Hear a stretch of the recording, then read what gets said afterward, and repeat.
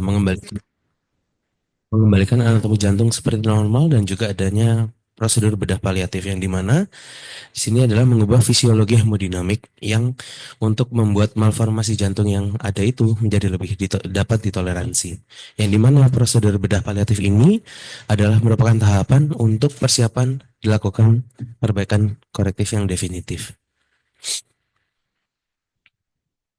Jadi untuk bedah paliatif ini adalah merupakan bedah paliatif merupakan bentuk intervensi yang ditujukan untuk mengurangi gejala klinis pasien, khususnya pada BT-Shan ini. Nanti akan lebih lanjut saya jelaskan. Jadi ini adalah tahapan-tahapan awal untuk mengarah ke pembedahan berikutnya. Lalu untuk definisi dari BT-Shan itu sendiri, BT-Shan itu adalah merupakan tindakan yang menghubungkan arteri utama ke arteri pulmonalis. Jadi ini ditujukan untuk meningkatkan aliran darah ke paru-paru. Nah, pasien-pasien yang banyak dilakukan ini adalah pasien-pasien dengan tetralogy of Fallot, selain itu ada juga pulmonal atresia. Nah, ini membantu untuk meningkatkan kadar oksigen di dalam darah. Jadi ini merupakan tindakan yang sementara sehingga ini disebut sebagai pembedahan paliatif.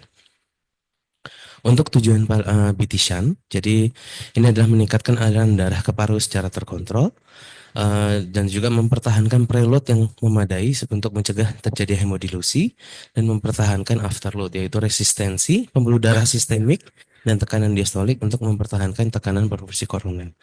Jadi sebenarnya secara garis besar jika lebih mudah diingat untuk tujuan dari BT-Shunt itu sebenarnya ada tiga.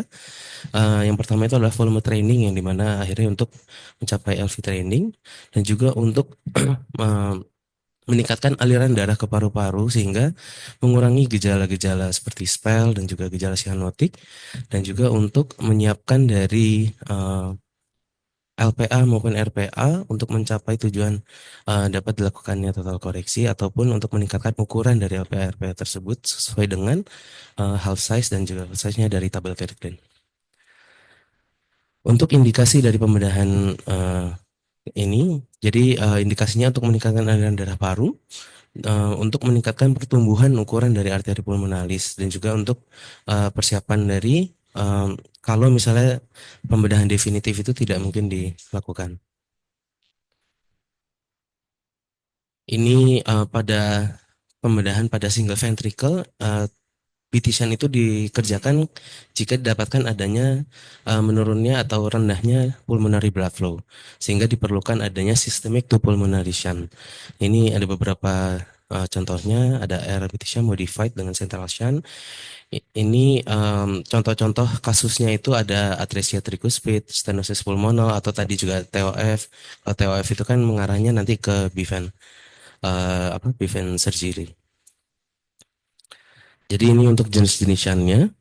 Yang pertama ini yang klasik. Jadi pertama kali itu klasik BT-Shunt itu adalah menyambungkan langsung dari arteri brachiosepalik jika di sebelah kanan ataupun dari arteria subclavia sinistra. Jadi ini adalah menyambung dari cabang aorta langsung ke pulmonary arteri yang kanan maupun yang kiri.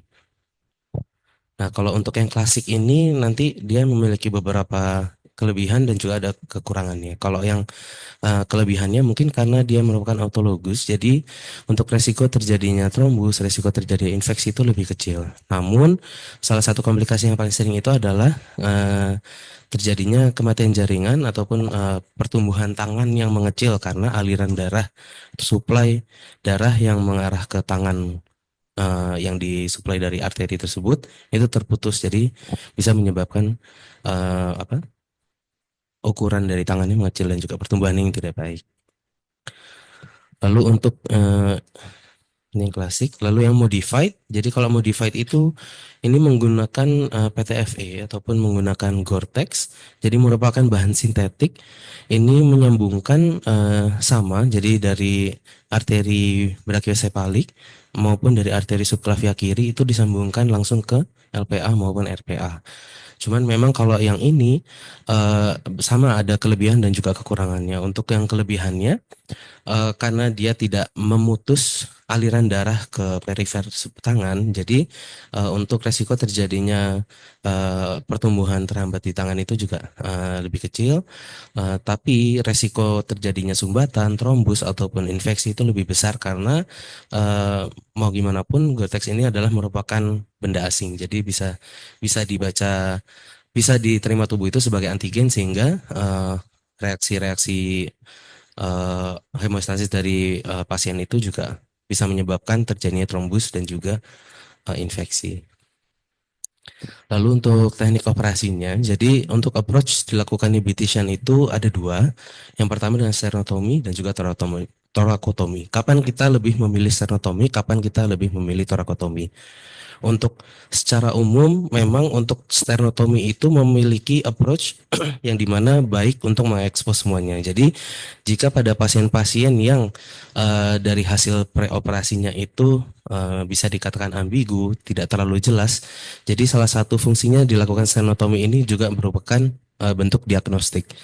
Lalu juga pada pasien-pasien yang relatif tidak stabil, itu dengan approach sternotomi kita bisa melakukan persiapan kanulasi dan juga untuk CPB. Jadi dapat dilakukan CPB untuk mengurangi misalnya terjadi unstable atau terjadi spell ketika selama durasi operasi. Nah, untuk torakotomi kapan kita lebih memilihnya? Torakotomi ini kan beautician itu merupakan pembedahan paliatif yang merupakan bukan operasi satu-satunya, yang dimana untuk berikutnya itu ada operasi berikutnya.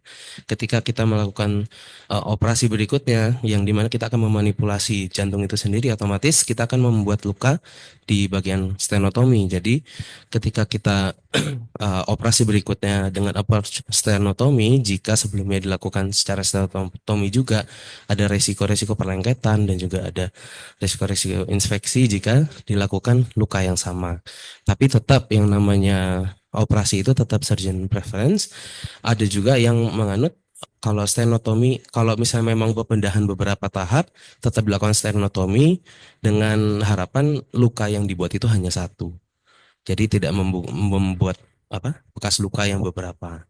Tapi tetap secara teori yang saya jelaskan pertama tadi. Lalu untuk komplikasi apa saja yang bisa terjadi? Eh, Otomatis ada resiko perdarahan, yaitu jika ada defek pada anastomosisnya, yang dimana bisa juga menyebabkan hematotoraks. Lalu bisa juga terjadi ada penyumbatan ataupun stenosis jika ukuran ukuran Gore-Tex-nya itu tidak sesuai atau terlalu kecil. Bisa terjadi overshunting jika ukurannya terlalu besar, juga bisa terjadi infeksi. Ini juga ada salah satu bisa terjadi kilotoraks juga jika pada operasi dapat terjadi komplikasi ketika mungkin ekspos atau tindakan sesuatu itu bisa melukai di bagian ductus thoracicusnya. Lalu untuk yang tidak kalah penting adalah perawatan pasca bedah pada pasien-pasien beautician. Jadi targetnya itu setelah kita melakukan operasi beautician itu adalah mencapai target saturasi 75 hingga 85%. Jadi tidak kita langsung targetkan menjadi 100%. Itu adalah merupakan jika sudah dilakukan total koreksi. Jadi kalau sampai di atas 85% itu berarti ada tanda-tanda terjadinya overshoot. Lalu juga perlu dilakukan quiet overnight. Terus perlunya dilakukan evaluasi dan juga ronsen evaluasi untuk menilai apakah potensi dari beautician-nya itu baik atau tidak. Dan juga pemeriksaan APTT atau fal hemostasis dan juga jika ada perdarahan bisa diberikan dengan FFP. Ini untuk yang fal hemostasis itu jadi untuk pemberian obat pengencer darahnya setelah operasi diharapkan dapat diberikan inisialnya itu berupa low dose heparin yang dimulai dari 10 unit per kilogram per jam dan 4 jam setelah masuk heparin itu dilakukan pengecekan APTT dan juga bisa dilakukan pengecekan ACT. Nah, kalau misalnya sudah jalan dari heparinnya bisa dilanjutkan jadi heparin merupakan bridging bisa dilanjutkan dengan pemberian aspirin. Sebenarnya baiknya setelah kalau sudah bisa intake oral, cuman memang pada kenyataannya bisa juga jika pasien sudah dipasang personde atau dipasang NGT, kita bisa memberikannya juga. Nah, ini untuk heparinnya itu di stop setelah dosis kedua aspirinnya itu dimasukkan. Nah, selama pemberian heparin ini perlu dilakukan evaluasi valve hemostasis setiap 6 jam. Untuk long termnya bagaimana? Untuk obat jika pasien juga sudah pulang dan sebagainya, itu perlu dilanjutkan untuk obat aspirin per oralnya. Nah, sampai kapan kita memberikan aspirin pada modified BT-shunt yang dimana kita menggunakan bahan sintetik itu bisa menggunakan aspirinnya sampai tahap operasi berikutnya atau sampai shuntnya itu mau di take down. Nah, ini untuk jika terjadi overshunting. Jadi overshunting itu berarti aliran darah yang dari sistemik ke paru-parunya itu terlalu banyak. Itu kita bisa dengan mengatasinya dengan meningkatkan dari PVR-nya, yaitu dengan cara menurunkan fraksi oksigen yang dimana dapat menyebabkan vasokonstriksi pada arteri pulmonal dan juga menurunkan RR, respiratory rate-nya itu tujuannya untuk meningkatkan dari CO2-nya. Jadi CO2-nya itu dipertahankan 35 sampai 45. Dan juga pada settingan ventilator, ini kan semua settingan ventilator. Perlu juga diperhatikan mengenai PIP-nya. Jadi kita naikkan PIP-nya itu untuk eh, menyebabkan dari paru-parunya itu tekanannya meningkat, tekanan intratoraksnya meningkat. Sehingga untuk aliran dari BTCN itu bisa lebih ditahan. Lalu juga dapat menurunkan dari SVR-nya dengan mencegah hipotermi. Jadi suhunya harus kembali optimal supaya mencegah vasokonstriksi yang perifernya. Bisa juga dengan obat-obatan dengan obat afterload reduction seperti captopril. Jadi untuk kesimpulannya, untuk BT-shunt itu merupakan tahap menuju prosedur operasi yang koreksi definitif. Jadi bukan BT-shunt-nya itu yang merupakan operasi definitif, tapi BT-shunt itu adalah tahap untuk kedepannya jika mau dilakukan koreksi definitif, yang tujuannya untuk meningkatkan aliran darah yang menuju ke paru. Lalu ada beberapa jenis shunt paliatif yang kita bahas tadi juga. Yang sekarang paling banyak dilakukan itu adalah yang modified BT shunt. Lalu pentingnya tata laksana dari pasca operasi untuk mencegah adanya komplikasi dan juga mencegah terjadinya dilakukan redo itu sangat penting untuk diperhatikan. Lalu untuk trombosis dan juga overshunt itu paling sering menjadi penyebab utama kematian pada pasien post BT shunt. Mungkin sekian dari saya yang bisa saya berikan. Mungkin jika ada kurangnya mungkin bisa mohon asupannya. Dan juga mungkin jika ada pertanyaan. Terima kasih. Baik, terima kasih Kevin. Ini sekali lagi mengenai eh, terapi-terapi dasar ya. Artinya bahwa BT-shunt, ya, BCPS itu merupakan paliatif terapi. Dalam hal ini paliatif berupa surgical paliatif terapi ya. Pada kelainan jantung bawaan, ya, itu saya ingatkan kembali ya, itu ada dua tindakan yang utama yang dipilih ya. Yang pertama adalah tindakan repair atau korektif yang atau disebut total korektif ya. Nama lain adalah ventricle repair ya. Itu mengembalikan kelainan bawaan tersebut menjadi natural, menjadi normal ya.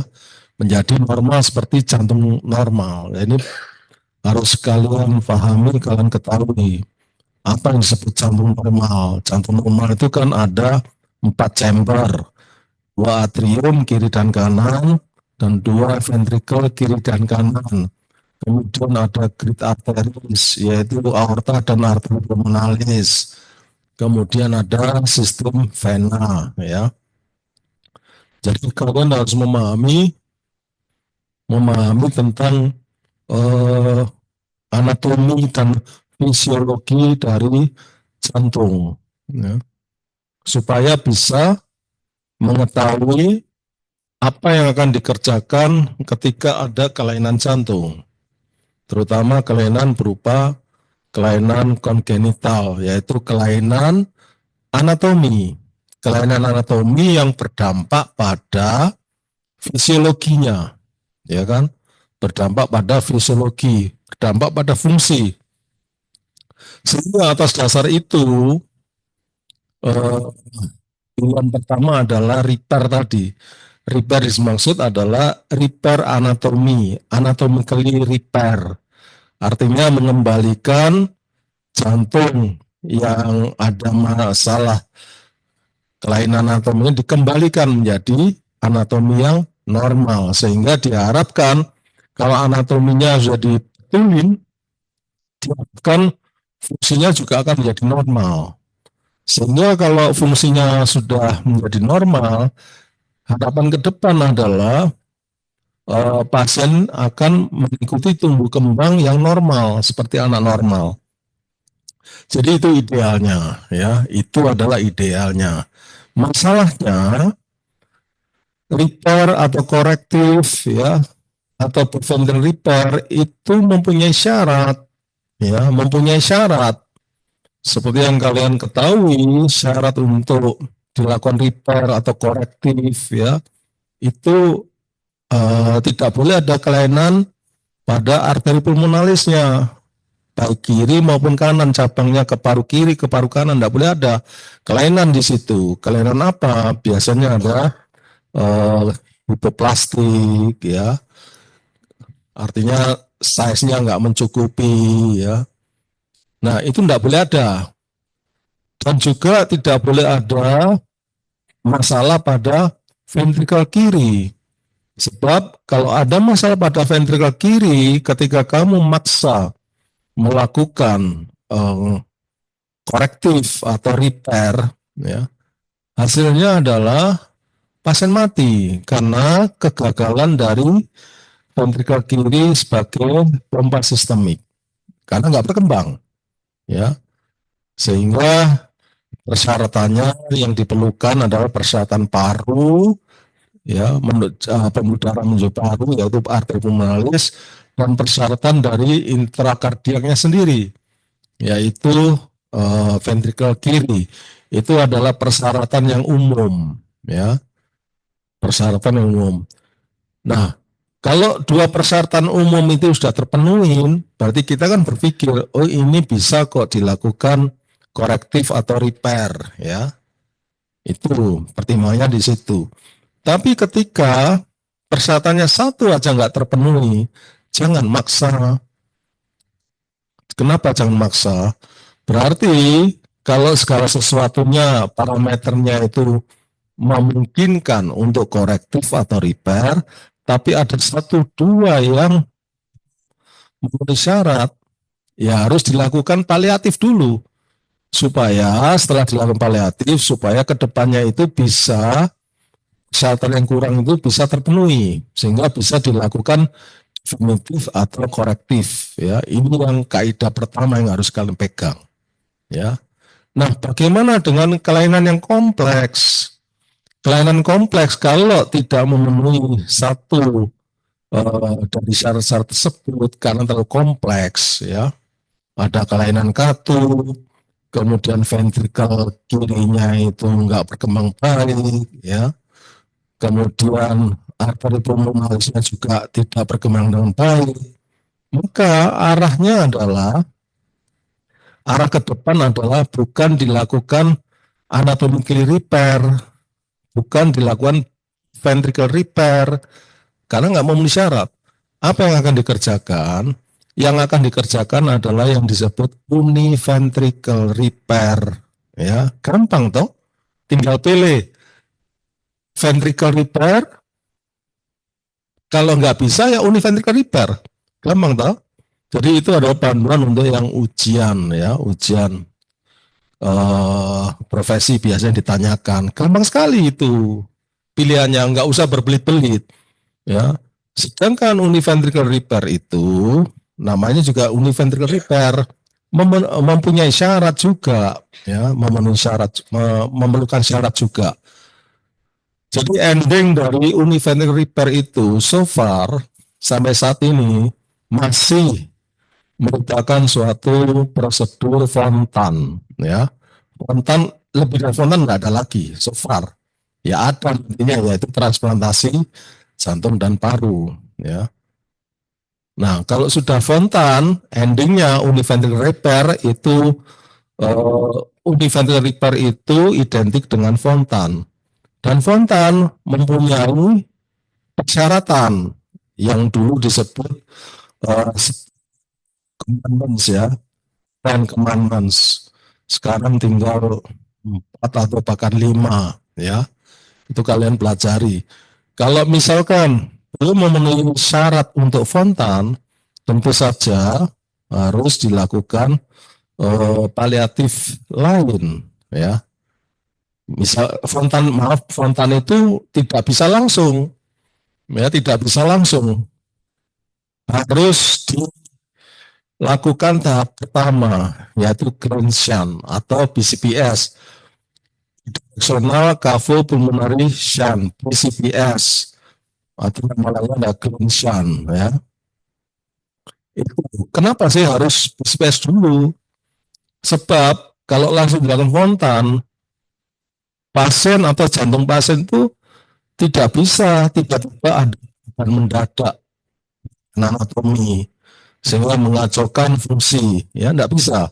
Jadi istilahnya BCPS-nya itu adalah paliatif menuju Fontan, ya, untuk mengkondisikan, untuk transisi, untuk preconditioning, ya, untuk jantung adaptasi, ya, setelah sekian lama sudah memenuhi syarat, setelah di BCPS memenuhi syarat, ya, salah satu usia, ya, baru bisa dikerjakan Fontan, ya. Jadi kaidah kedua ini kalian harus pahami juga, ya. Kemudian BCPS pun mempunyai syarat. Salah satunya adalah kalau arteri pulmonarisnya nggak siap, terlalu kecil, ya nggak bisa di BCPS. Harus digedein dulu size-nya. Dengan cara apa? Bitisan, ya. Dengan dilakukan bitisan, artinya membesarkan size dari arteri pulmonarisnya. Baru setelah itu bisa dilakukan BCPS. Kenapa begitu? Karena prinsip dari BCPS itu adalah apa namanya?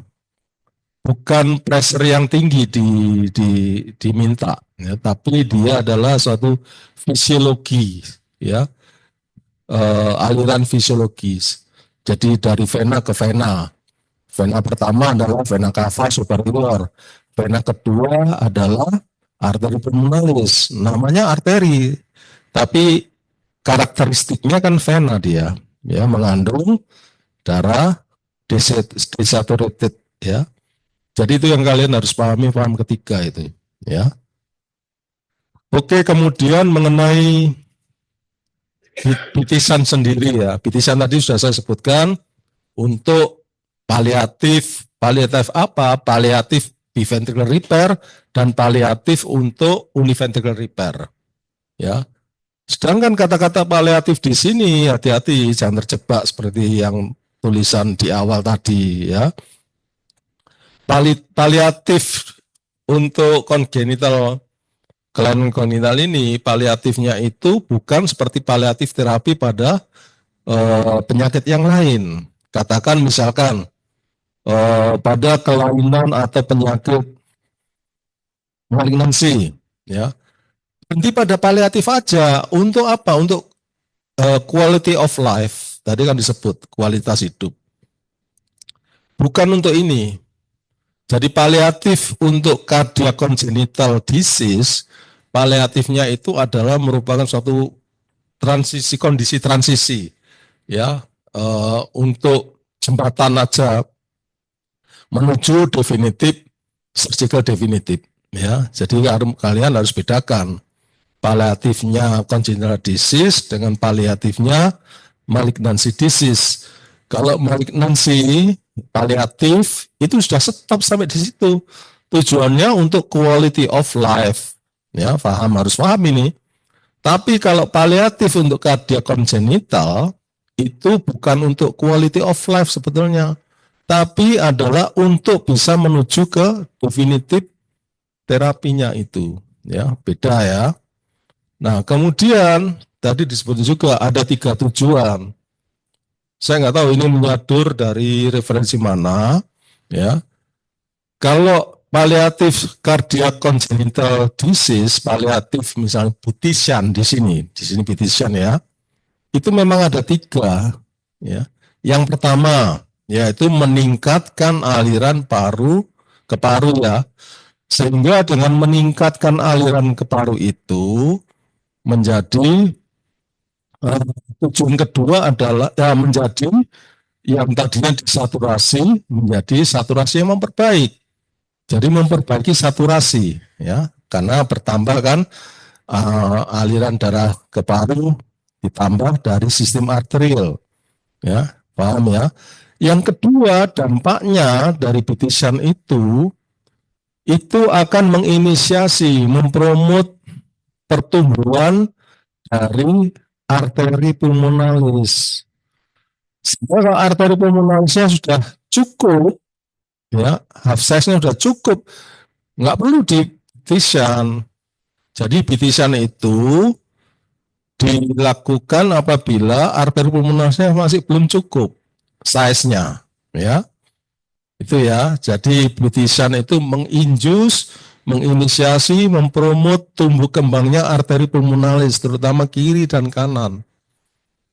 Tujuan kedua, ya. Nah, tujuan ketiga adalah ketika aliran darah ke parunya itu bertambah karena BTSHAN, sehingga darah yang tadinya desaturasi menjadi well saturated, ya, saturasinya membaik, ya kan, membaik, dan itu darah yang teroksigenasi dengan baik itu dikembalikan ke sistem jantung kiri. Nah, sistem jantung kiri itu dari vena pulmonalis ke atrium kiri, kemudian menuju ke ventrikel kiri. Nah, ini sangat berguna untuk ventrikel kiri. Jadi ventrikel kiri itu akan exercise, kan volumenya bertambah. Sehingga mau nggak mau dengan tambahan volume ke ventrikel kiri itu akan melatih diri, ya, dengan pertambahan volume yang tambahan dari paru-paru. Yang awalnya sebelum BTSHAN itu volume darah di ventrikel kiri itu nggak banyak misalkan, sesuai dengan pulmonary blood flow-nya, ya, aliran darah ke parunya.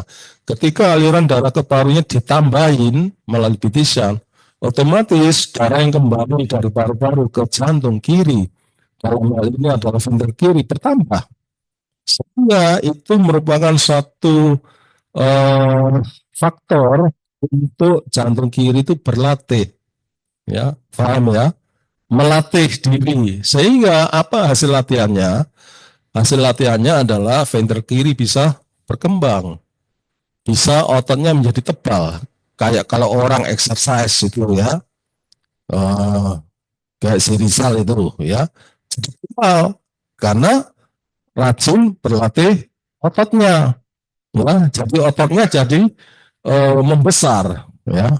Itu diperlukan oleh ventrikel kiri karena ventrikel kiri nanti ketika dilakukan repair dia harus tugas sebagai systemic pumping, ya. Sistem pumping kan eh, peredaran darah jantung, ya, peredaran darah panjang, ya, dari jantung ke seluruh tubuh. Karena panjangnya memerlukan pressure yang tinggi. Pressure yang tinggi bisa dicapai, bisa berfungsi dengan baik apabila ventrikel kirinya juga mempunyai otot yang tebal untuk memompa, ya. Jadi pikiran-pikiran ini adalah pikiran-pikiran dasar yang harus kalian pahami. Dan kalau sudah bisa memahami itu gampang kalian mengkotak-katik ini nanti mau diapain. Jadi kalau ujian nggak bingung, cepat menjawab, ya, gampang itu sebetulnya. Oke, itu metode yang artinya saya dulu bingung juga seperti kalian ya. Kok bisa begini-begini? Akhirnya setelah saya tahu kuncinya, saya sederhanakan, akhirnya saya paham banget gitu loh ya. Jadi itu adalah paliatif BTSHAN, ya. Tentu saja BTSHAN tidak mudah. Mudah melakukan mungkin, ya, tapi tidak mudah tata laksana terutama post operatif care-nya. Hal pertama yang tidak mudahnya adalah mengukur eh, kaliber itu berapa sebetulnya yang diperlukan. Ada 3,5, ada 4, ada 5, ada 6. Berapa itu? Ya. Nah ini juga masih terus terang ya masih menurut saya masih based on experiences, surgeon experiences ya. Tentu saja itu. Ya. Karena kalau kekecilan gampang buntu, obstruksi. Kalau kebesaran ya over shunting. Dua-duanya tidak istilahnya tidak menguntungkan bagi pasien. Ya, ini yang harus kalian uh, ketahui. Ya, jadi untuk supaya tidak jadi trombosis, karena harus ingat thrombus formation harus ingat trias Virgo. Ya, trias Virgo itu kan satu adirarnya, jangan banyak turbulensinya. Ya, kemudian juga yang kedua adalah uh, dinding pembuluh darahnya, vascular wall, ya, vascular wall-nya. Ini kan benda asing kamu pakai pakai modified itu kan benda asing. Berarti dia potensial terjadinya suatu trombus di situ. Sehingga harus diatasi dengan heparin, ya. Kemudian yang ketiga adalah kekentalan darahnya, viscosity-nya, ya, viscosity-nya. Pada umumnya cyanotic heart disease pada umum apalagi kan misalkan severe cyanotic heart disease misalkan, kamu pasti tahu ya hemoglobin pasti tinggi, hematokritnya pasti tinggi, berarti di situ terjadi suatu kekentalan darahnya yang betul-betul tinggi, ya viscosity-nya tinggi, dan itu sangat potensial terjadinya suatu thrombus formation. Ya, jadi kalau kamu memakai kondom dari PTFE ya harus diatur, ditata laksana dengan baik mengenai dosis heparinisasinya, ya ada ukuran-ukurannya. Baik, saya buka pertanyaan, silakan. 3 pertanyaan, silakan. Ya, silakan, nggak usah malu-malu. Tadi ini disebutkan bahwa salah satu komplikasinya itu kilotoraks. Nah, saat Duranto operasi, gimana caranya kita untuk menghindari terjadinya kilotoraks pada pasien yang kita rawat sekarang atau Alicia, itu kan post opnya tidak ada komplikasi, tapi setelah beberapa hari kemudian baru kita tahu ternyata pasien ini ada kilotoraksnya. Baik, terima kasih atas pertanyaannya. Ini bisa saya coba menjawab. Jadi pada saat kita ekspos dan preservasi apa tisu ketika operasi itu, kita perlu untuk apa mengetahui letak dari ductus thoracicusnya. Nah, cuman pada pasien Alicia Joanna itu kan memang dari jantungnya sendiri itu kan situs ambigus dan juga bentuknya dextrokardi. Mungkin dari anatomi-anatomi lainnya pun mungkin terjadi pergeseran juga. Mungkin dari tindakan kemarin yang memang tidak ada mengarah atau tidak ada mengenai dari ductus thoracicusnya pun mungkin karena juga dari anatominya ductus thoracicus pun itu tidak terlalu terlihat, bisa juga menyebabkan komplikasi post-opnya. Pada saat setelah operasi itu kan kita sudah terpasang drain, jadi sudah kita bisa drainase. Nah, pada saat sudah pulang, eh, ketika drain itu sudah dilepas, mungkin terjadi penumpukan di situ, yang dimana juga pasiennya dari mobilisasinya kurang, dari intake-nya juga kurang, itu juga menjadi salah satu faktor terjadi penumpukannya cairan itu tersebut. Gitu. Jadi gimana caranya untuk mencegah terjadinya itu ya eh, mungkin kalau pada pasien Alicia Joanna ini ya karena dari struktur anatominya pun agak sulit, jadi ya sebenarnya untuk mencegahnya agak sulit juga gitu. Cuman ya secara umum dari anatomi ductus thoracicus itu yang perlu kita ketahui di mana. Mungkin ada tambahan dokter. Apa pertanyaannya? Untuk komplikasi dari kilotoraks ini dokter. Oh, kilotoraks. Misalnya pasien yang kita rawat sekarang itu kan Chilotoraks, dokter. Kilotoraks. Pos dilakukan Oke. bitishan, dok. Komplikasi dari bitishan. Betul, dokter. Oke. Ya. Sekarang kamu harus tahu kilotoraks itu apa dan bagaimana terjadinya. Nanti baru nyambung pada operasinya, ya. Jadi kilotoraks itu kan adanya cairan kilus, ya, kilomikron, ya, yang terdiri dari trigliserida dan sebagainya, itu ke dalam rongga toraks, ya. Itu namanya kilotoraks. Cairan kilus yang ada terkumpul di dalam rongga pleura. Ya, betul kan? Hematotoraks adanya darah di dalam rongga pleura. Ya, kan gitu ya. Nah, sekarang kok bisa terjadi kilotoraks? Hal kedua yang kamu harus tahu, paham, cairan kilus itu kan terdiri dari apa?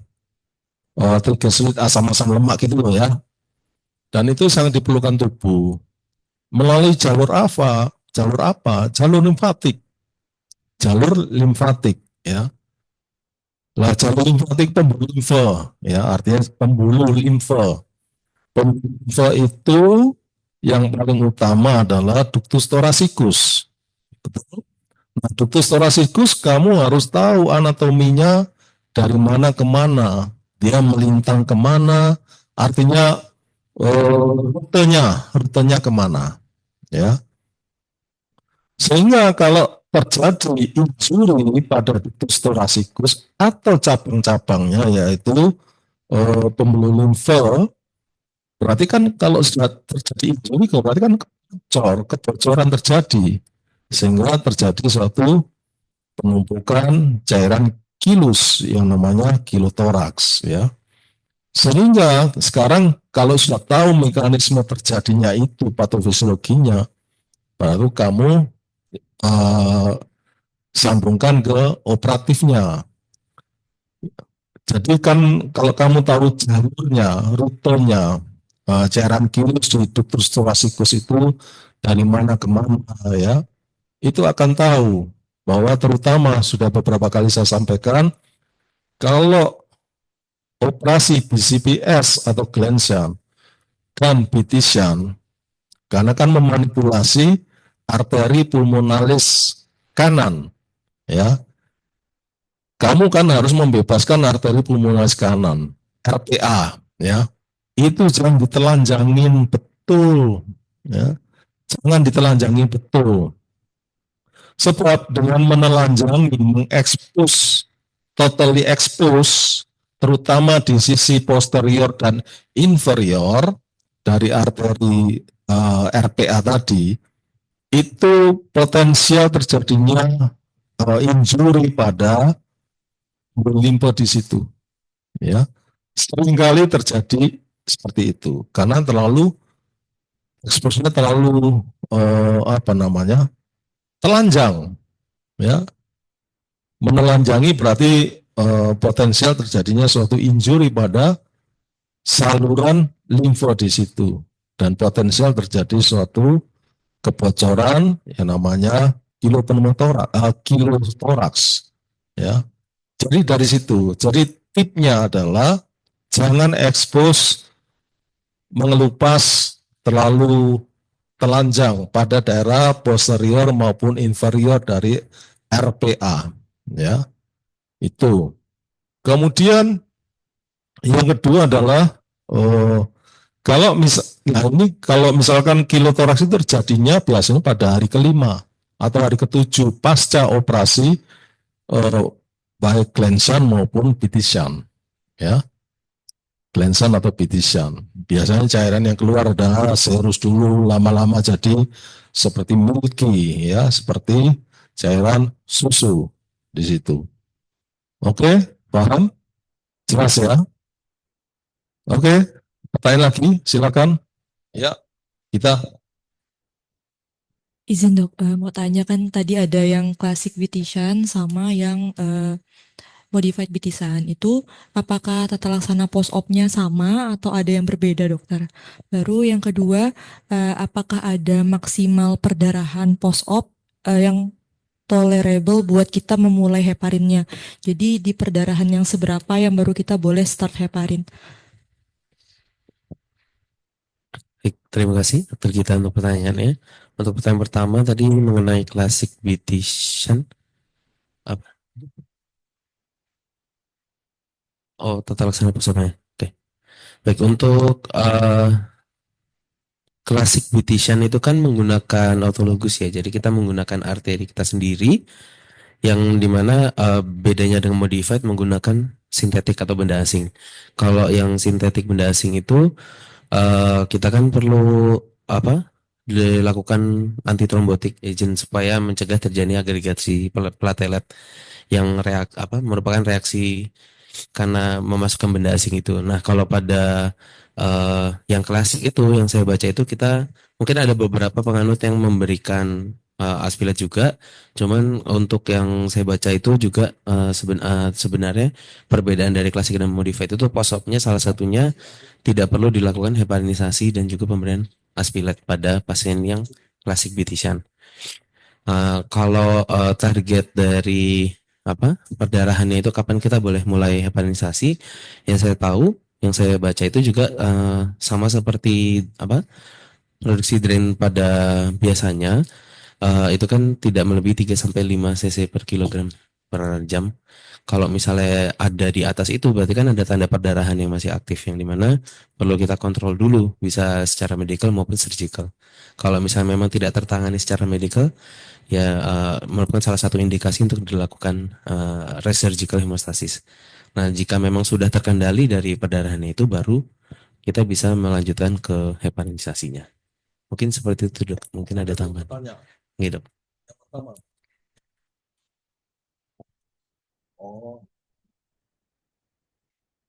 Ya, jadi klasik bitisan itu kan di awal-awal ya. Jadi mengorbankan arteri subclavia. Arteri subclavia sebelah kiri ya adanya, kiri atau kanan lah. Itu di take down, dipotong, kemudian disambungkan ke arteri pulmonalis kiri atau kanan. Ya, itu klasik bitisan. Tentu saja akan berpengaruh pada fungsi atau peran arteri subclavia tersebut. Nah, arteri subclavia itu kan dia mensuplai darah ke lengan, ya toh? Mensuplai darah ke lengan. Sehingga apa yang terjadi? Yang terjadi adalah lengan tersebut suplai darahnya kurang, sehingga bisa terjadi suatu atrofi dan sebagainya. Ya, bukan berarti tidak disuplai oleh selain arteri subclavia, ada yang lainnya, misalkan cabang dari arteri vertebralis dan sebagainya ada.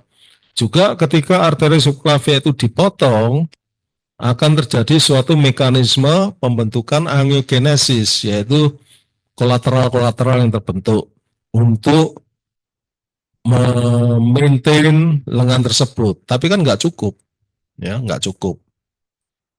Sehingga karena komplikasi-komplikasi tersebut, orang nggak suka, sehingga ada teknik modified. Ya, artinya modified itu sebetulnya ya nggak superior banget, karena dia menggunakan PTFE, dia menggunakan suatu corpus salinum yang nggak bisa berkembang, ya nggak bisa tumbuh kembang. Misalnya 4 mili dipasang, ya seterusnya 4 mili nggak bisa berkembang jadi 6 mili. Sedangkan kalau memakai arteri subclavia masih bisa berkembang, ya. Jadi kira-kira seperti hanya ruginya kalau kamu pakai klasik, ruginya itu tadi, ya. Jadi mengorbankan fungsi dari ekstremitas atas, kiri atau kanan, ya. Di situ, oke, paham ya? Komplikasinya itu, kemudian cara merawatnya, tentu saja masalahnya perawatannya adalah terutama dibedakan. Kalau modify itu kan kamu pakai protese, ya, benda asing. yang potensial terjadinya suatu trombus. Berarti kamu harus melakukan terapi dengan blood thinner ya, heparin, kemudian aspirin ya, sampai terjadinya suatu arterialisasi dari grafnya itu atau take down dari graf itu baru di stop aspirinnya. Tapi kalau kamu pakai arteri subclavia, enggak perlu. Ya, enggak perlu pakai itu, seperti kamu menyambung arteri-arteri biasa, avesan dan sebagainya. Ya, kecuali ada indikasi baru pakai heparin. Paham ya? Nah, kemudian yang kedua adalah mengenai apa?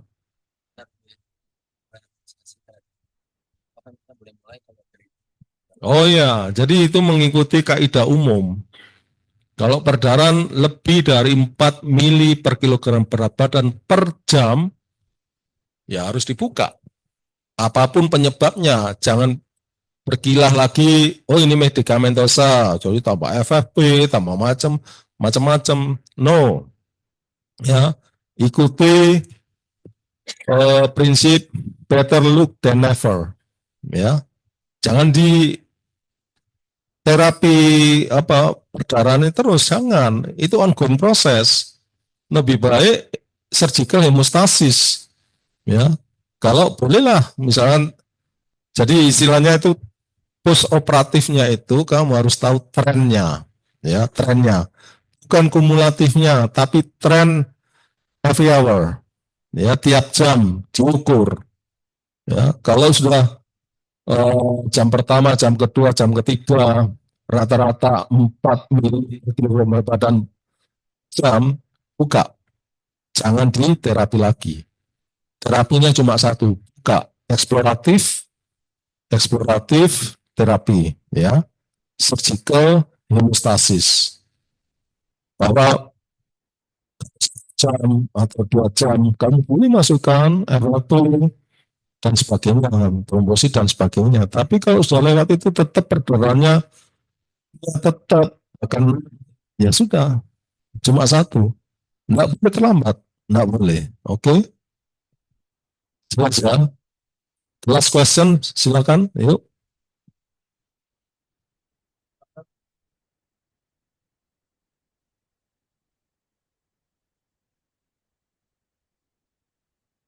Yuk, silakan yuk. Satu pertanyaan lagi.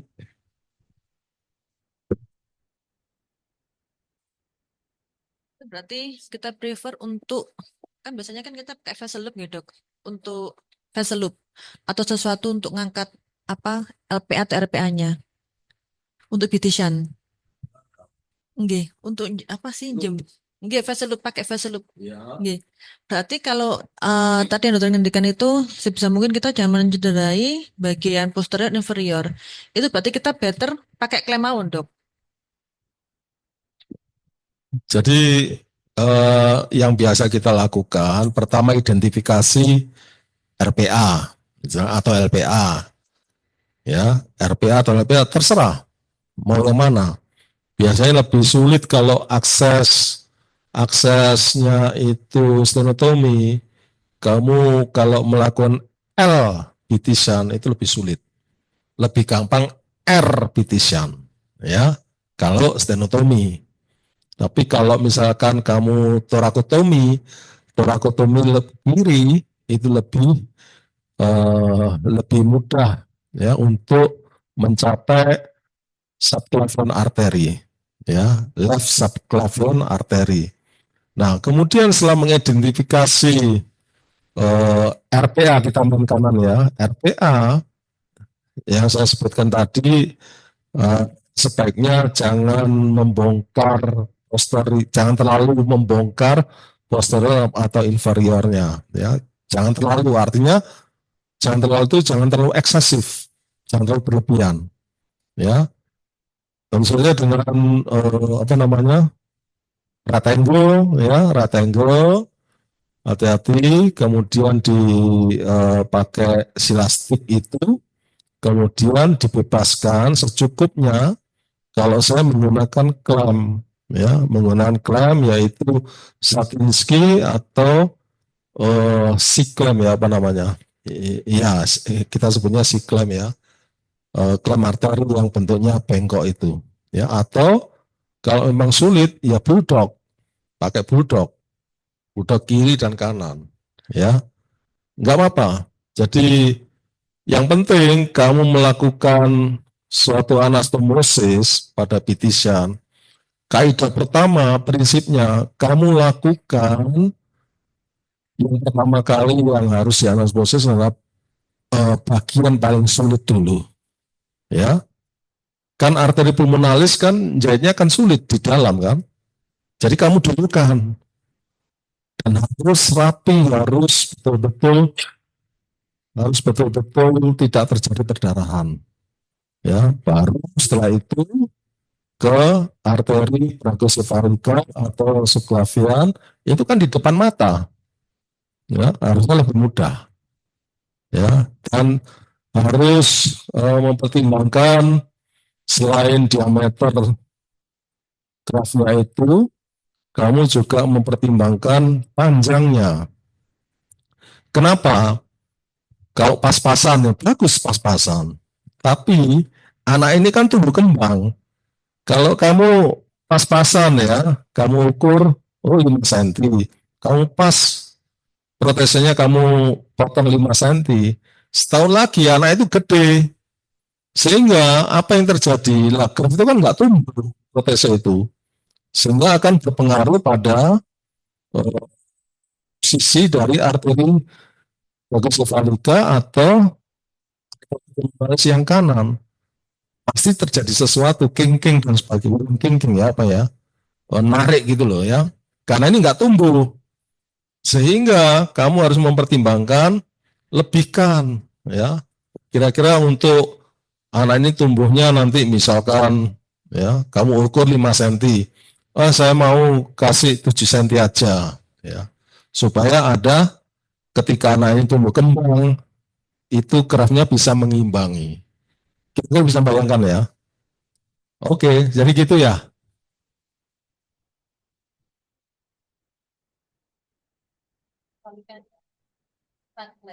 Itu arterinya tuh kayak apa ya, kayak diseksi gitu. Ada tipsnya untuk itu. Melipah. Jadi mereka. Jadi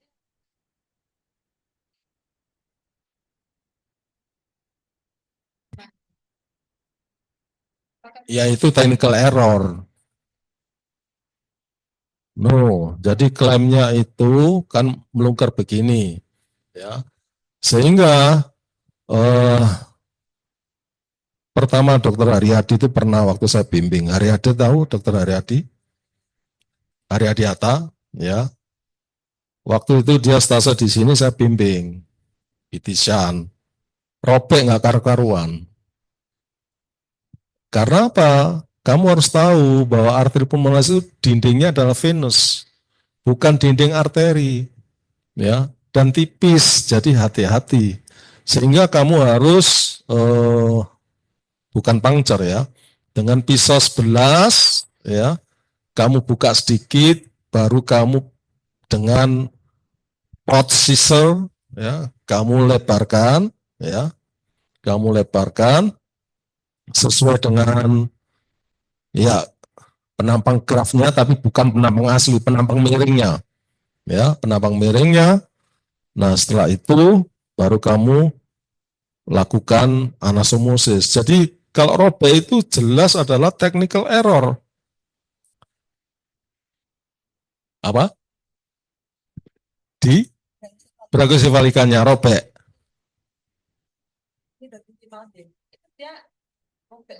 Iya, makanya itu tetap technical error. Jadi motongnya itu kamu harus tahu ya, ketika melakukan arteriotomi harus betul-betul keluar darah, sehingga kamu tahu betul-betul lumen. Kalau darah itu kan keluar dari lumen.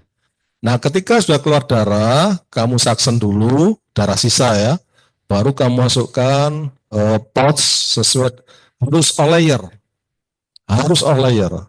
Kalau all layer itu nggak terjadi suatu kecelakaan yang compang-camping itu tadi, ya. Jadi memang seperti itu kan, seperti kalau kamu melakukan vaskuler, sama sebetulnya. Ya, ingat bahwa pada arteri pulmonalis itu sifatnya adalah venous, baik pembuluh darahnya maupun darahnya, sifatnya adalah venous. Dia tipis, hati-hati di situ. Oke, selesai. Baik, terima kasih dok. Oke, bahasan lain. Lanjutkan yang kedua dok.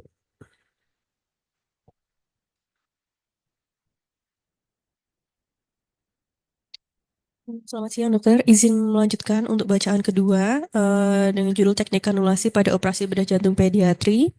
Jadi bedah jantung pediatri ini memang kita bukan harus tapi operasinya itu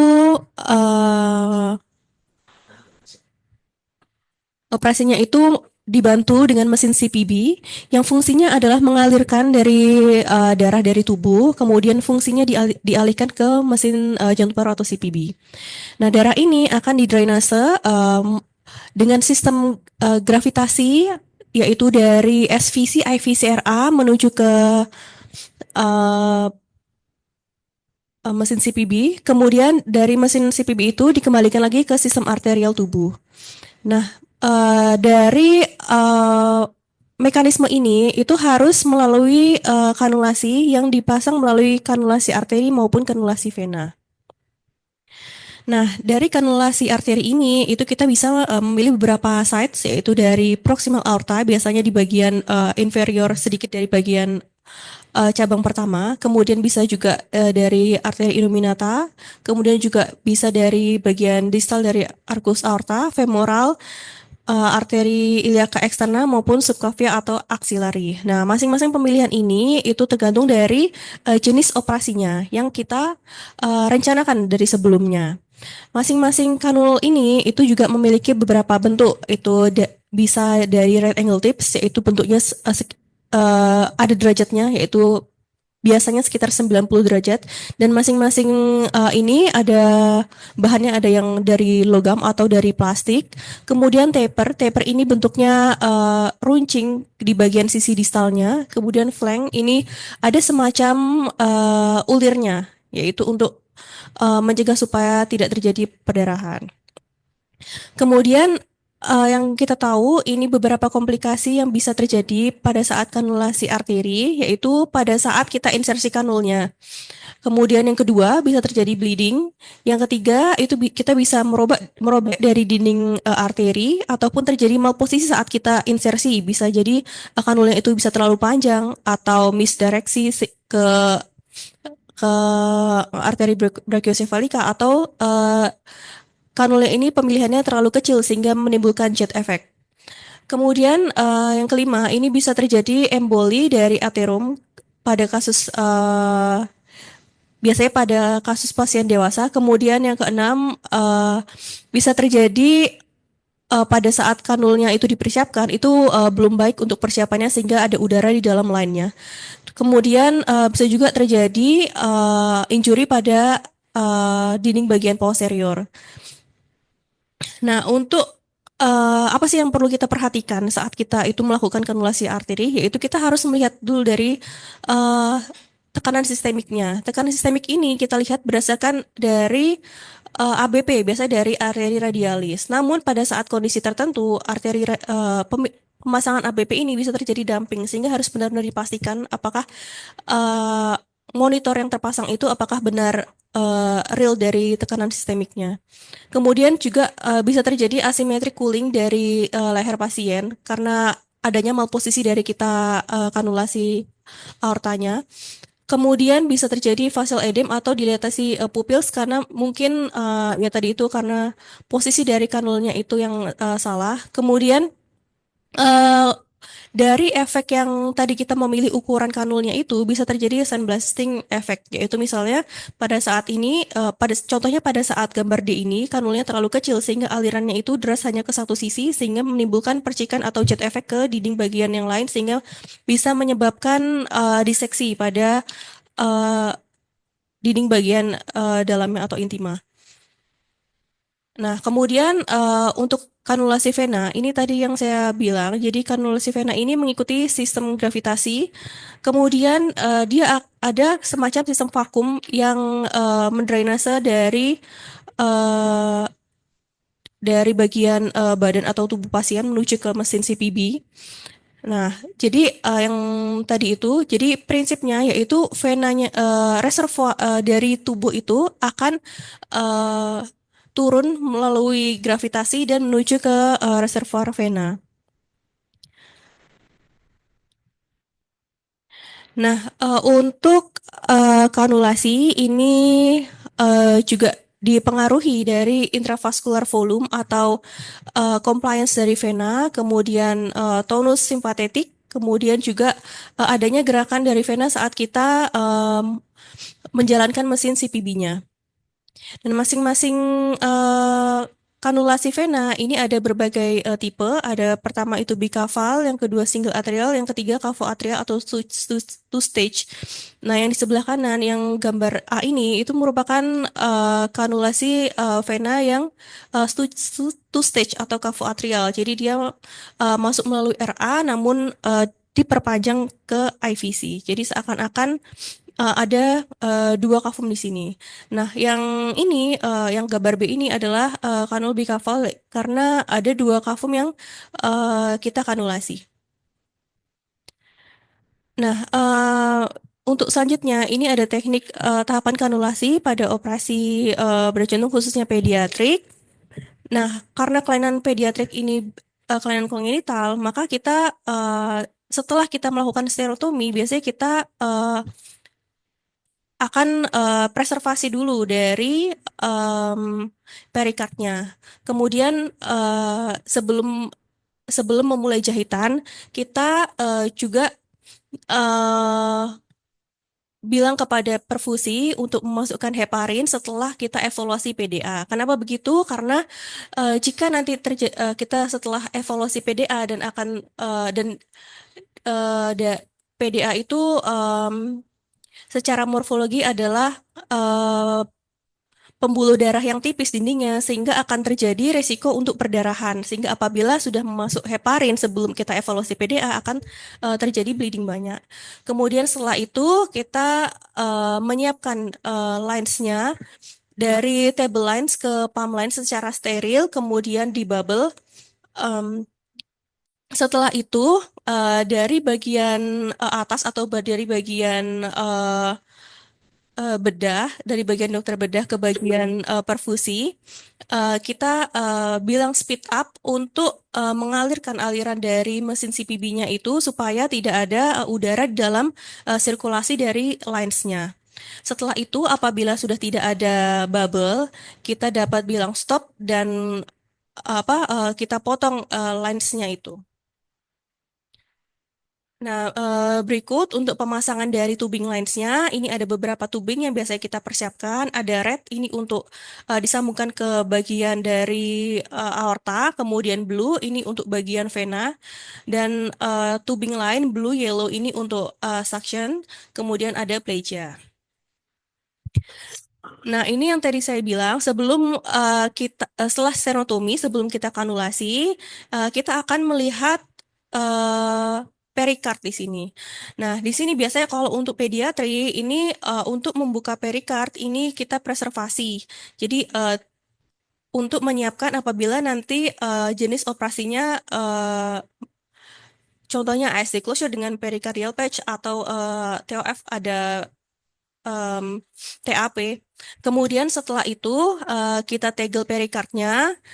Pertama dimulai dari bagian sisi operator dulu di bagian SVC untuk expose SVC-nya. Kemudian di bagian sebelah kiri pasien ini untuk expose dari aorta dan dilanjutkan dilanjutkan tegel perikard di bagian IVC. Setelah itu kita bisa expose untuk aortanya dan kita bebaskan jaringan sekitarnya menggunakan cauter atau gunting. Setelah itu, setelah aorta bebas, kemudian kita lanjutkan diseksi jaringan di sekitar SVC dan IVC dan go round untuk menyiapkan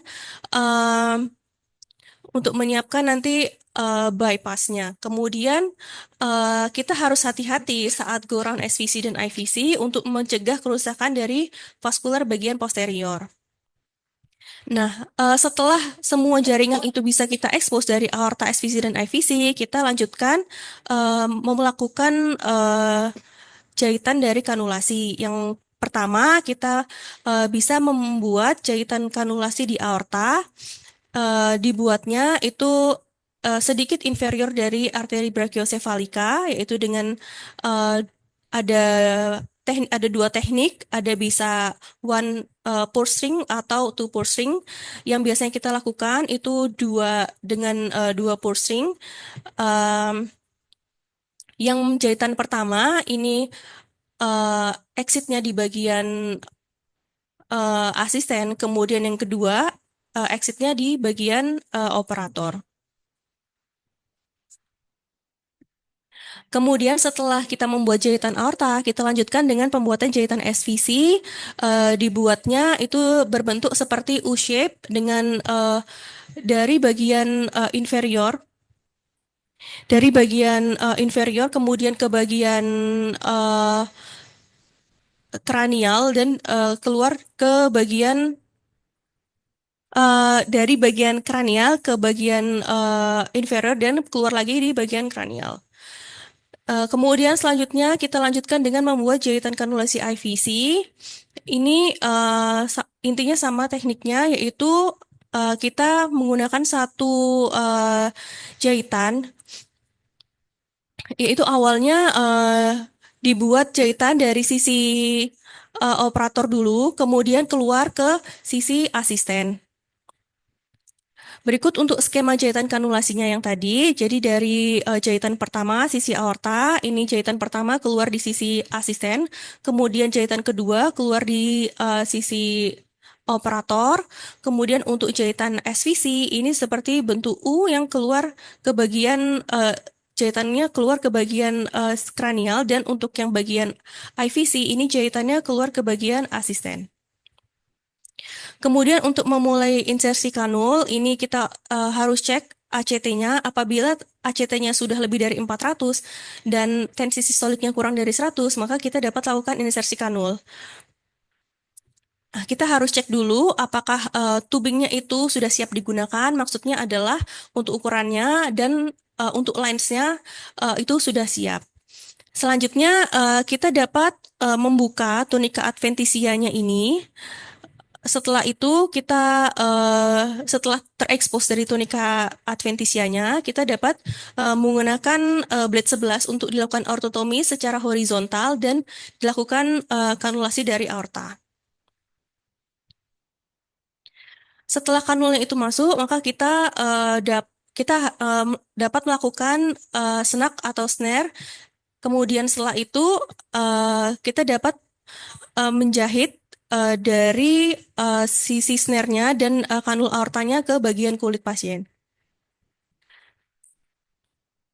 Nah, setelah itu kita menyiapkan untuk menyambungkan dari kanulnya itu ke lens dari mesin CPB. Sebelumnya kita harus di-airing dulu.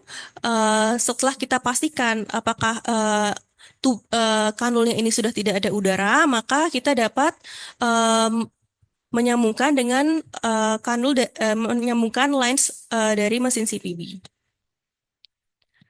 Kemudian dilanjutkan untuk kanulasi SVC, ini dibantu dengan asisten. Jadi asisten itu juga memegang pinset.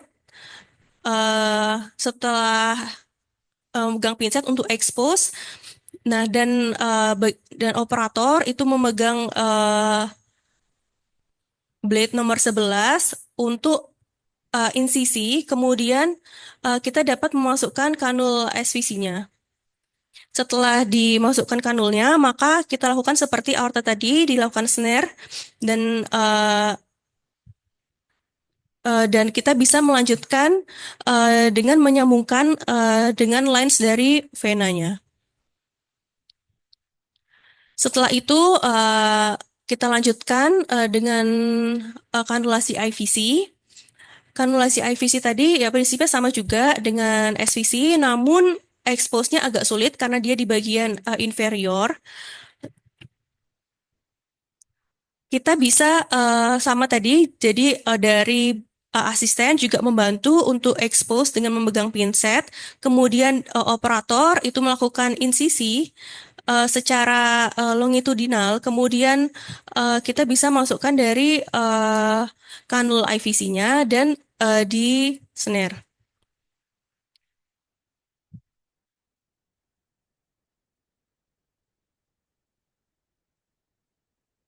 Setelah itu kita bisa mempersiapkan juga untuk kanulasi dari kardioplegia itu di bagian dekat di bagian proksimal dari aorta ascendens. Setelah kanulasi aorta SVC dan IVC selesai, maka kita bisa mempersiapkan bypass dan dripping cardioplegia. Sekian, Dok. Oke, mengenai kanulasi ya. Ini harus diketahui, dipelajari oleh yang pemula ya. Silakan 2 pertanyaan, 2 atau 3 pertanyaan. Silakan. Ya, silakan Kevin. Izin bertanya, mungkin untuk kanulasi arterial kan tadi pilihannya ada beberapa ya, selain di aorta. Mungkin kapan kita memilih untuk kanulasi di femoral atau mungkin tadi kan ada yang subclavia juga ya. Nah, kapan kira-kira kita perlu untuk kanulasinya selain di aorta? Mungkin seperti itu. Terima kasih. Untuk pemilihan kanulasi arteri itu memang berbagai macam. Apabila kita akan lakukan operasi dengan manipulasi di bagian arkus aorta, maka sebaiknya kita hindari untuk kanulasi arteri di bagian situ. Atau misalnya pada kondisi pasien itu unstable, maka kita juga bisa menyiapkan kanulasi di femoral arteri.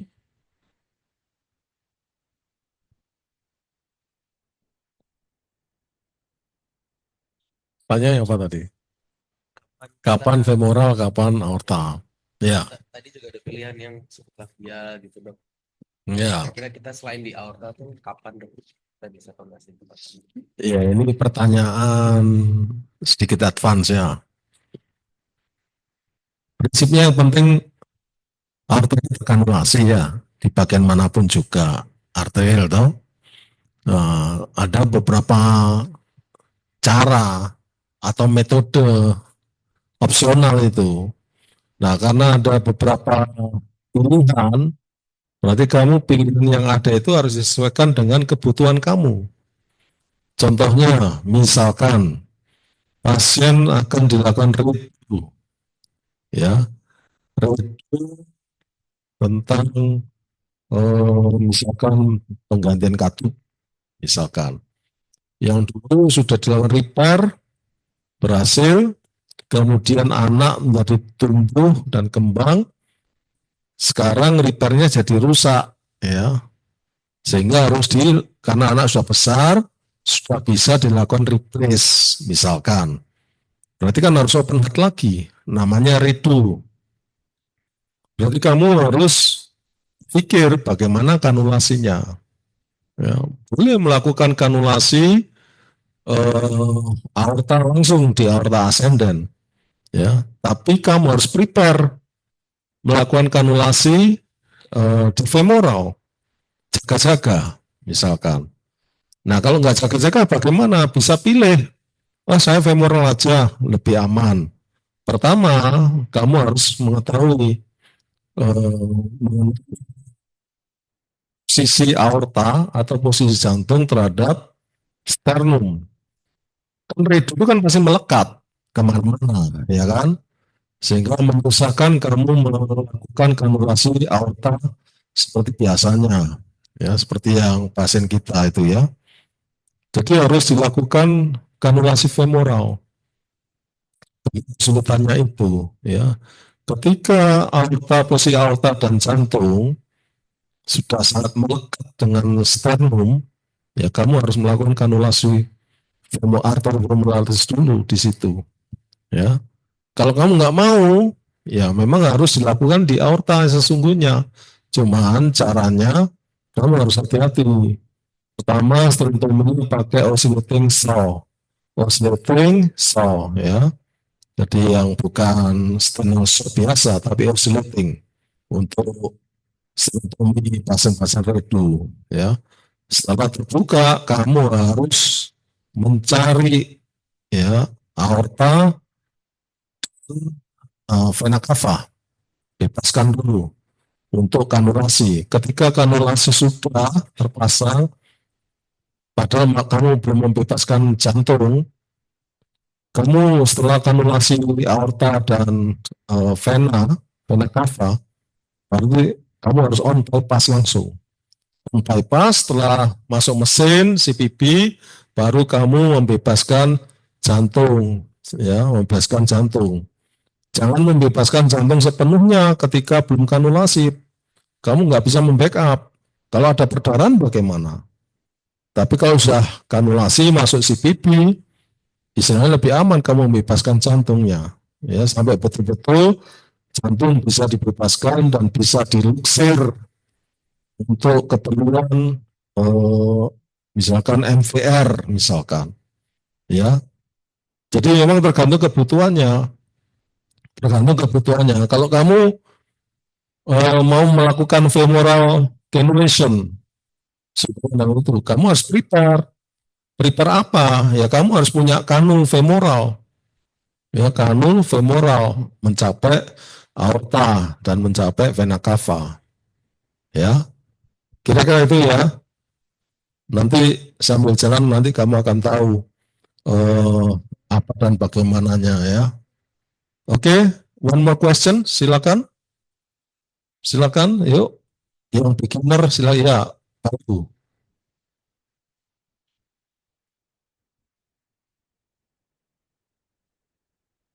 Izin bertanya, Dok, eh, yang pertama itu bagaimana tips dan triknya untuk kanulasi baik arteri, aorta maupun vena itu terkait dengan lingkarannya. Terlalu kecil atau terlalu besarnya itu ada tips dan triknya nggak? Terus yang kedua, ketika jahitan kanulasi juga kan ketika apa namanya pembebasan pada kanulasi aorta itu pembebasan lapisan luar aortanya itu kan tidak boleh terlalu tebal ataupun sampai tipis. Itu tandanya itu seperti apa? Terus yang terakhir untuk kanulasi IVC itu bagaimana tips dan triknya itu kan tersembunyi di bawah itu seperti apakah ada tips dan triknya bagaimana mobilisasi jantungnya? Terima kasih. Silakan Ira.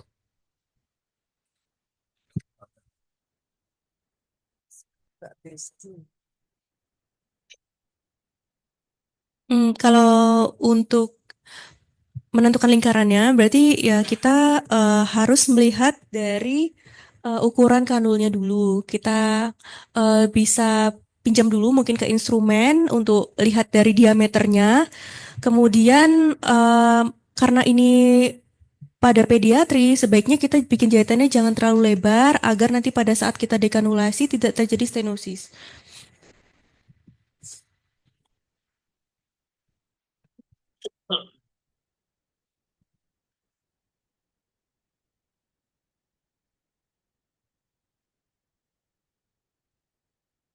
Eh, triknya supaya tidak kedalaman, kita harus bisa positioning dari jarumnya. Berapa derajatnya yang pas supaya itu tidak menembus ke dalam lumen atau tidak terlalu tipis. Ya.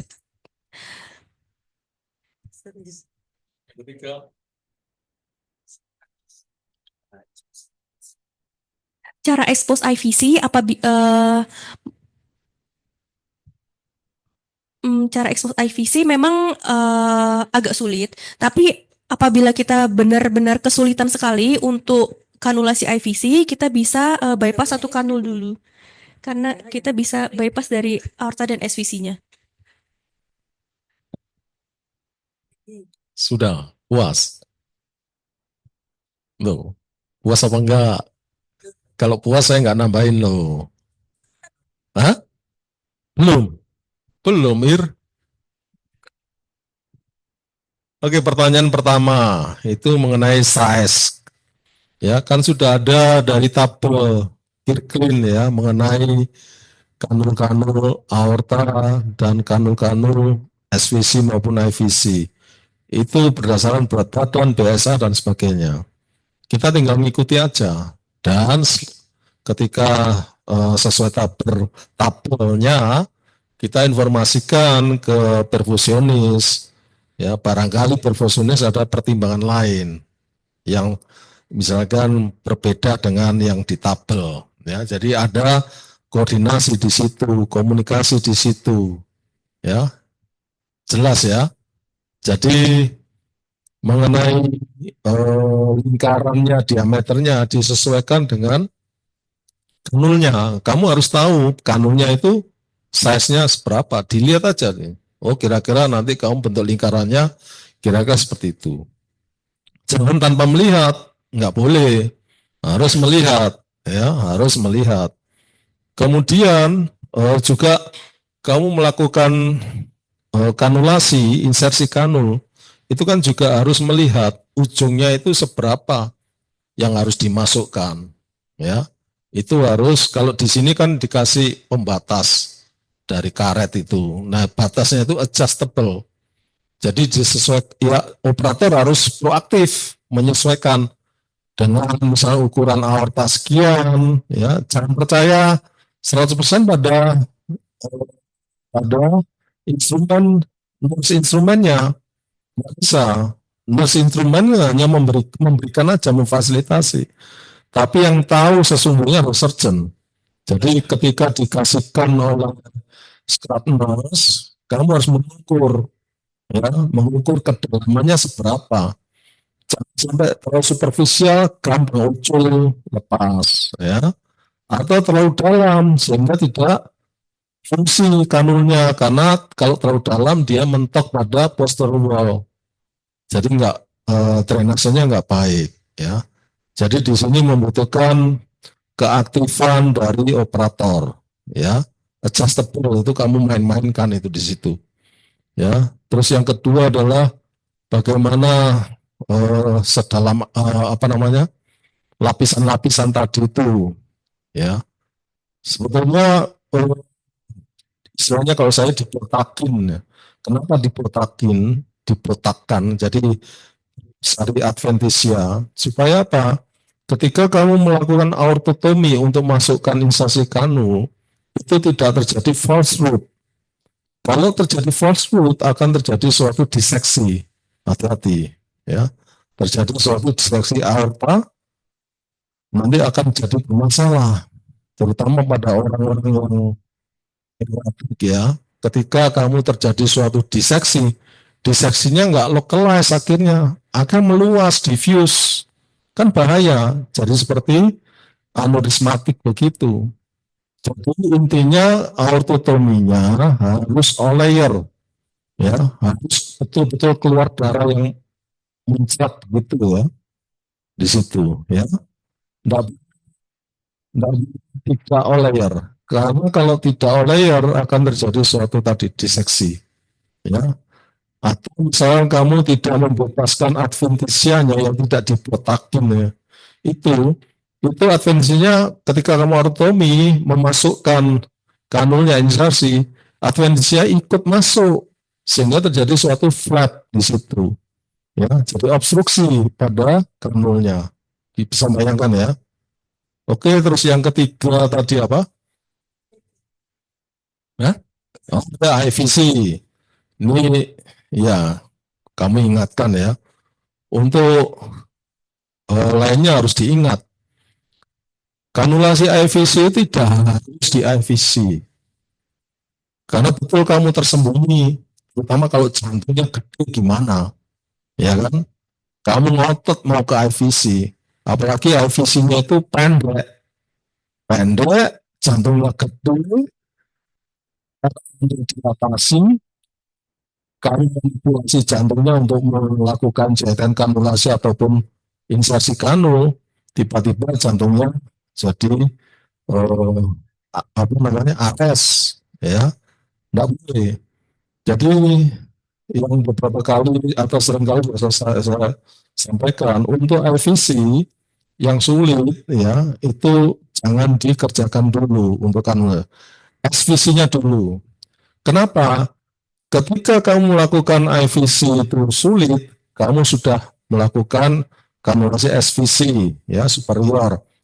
Mainkan dulu on bypass, ya, sehingga itu lebih aman. Kempeskan jantung sehingga lebih nampak IVC-nya, ya, itu salah satu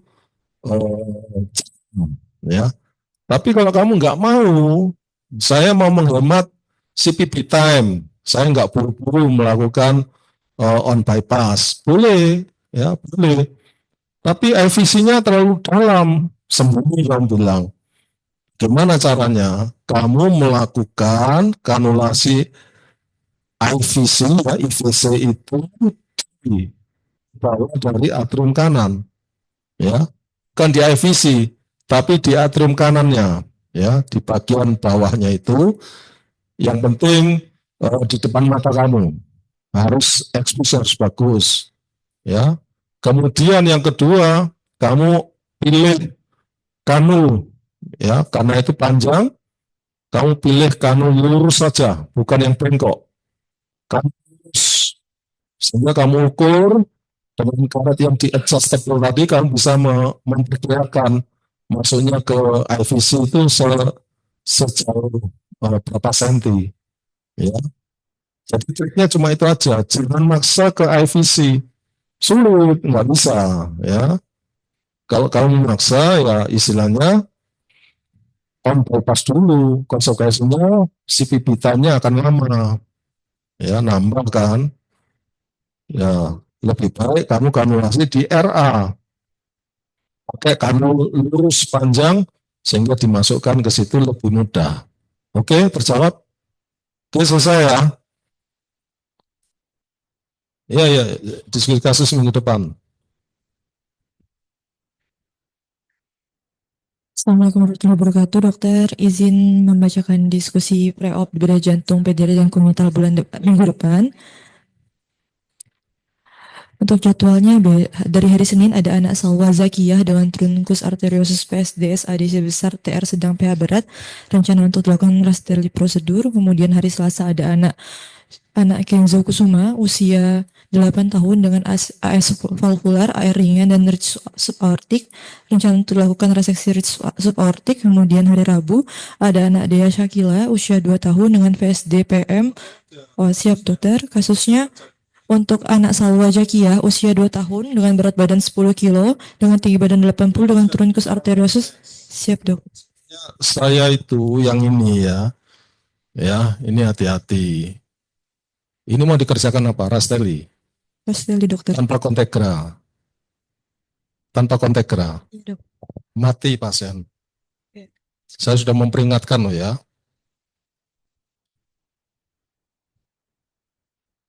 Kontegra yang baru diajukan hari ini. Pertama, kalau kamu bekerja substandar, ya, ini kamu tak ingatkan loh, ya. Kalau ada apa-apa, pasien berkomplikasi dan mati karena prosedur yang nggak standar itu, kamu bisa di-sue sama siapa?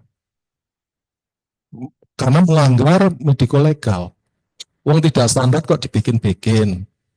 Apalagi ini rumah sakit tipe A. Kecuali kamu kerjakan itu di pelosok sana, ya. Kamu memodifikasi dengan alasan bahwa tidak ada fasilitas dan urgent. Memang kondisinya istilahnya emergency. Silakan. Tapi ini kan rumah sakit tipe A. Dan ini elektif. Ingat, ini elektif tipe A. Prosedur rasteli itu pakai kontegra. Kalau kamu bikin sendiri, pertama, keyakinanmu itu belum diuji coba, belum diuji secara klinis. Nah, kalau ada masalah hukum, pasti kena lah. Orang tidak, misalkan kamu, misalkan ya apa ya, misalkan kartu, ya harusnya diganti, tidak kamu ganti. Indikasi strong indication untuk replacement tidak kamu replace, ya kan? Dan kamu tidak mempunyai suatu pengalaman untuk itu. Itu melanggar hukum medical law, kena kamu, ya. Padahal tujuan kita kan menolong pasien, ya, menolong pasien kan, operasi kan menolong pasien, bukan membunuh pasien. Tapi dengan cara ini pasien akan mati. Saya sudah memperingatkan loh ya,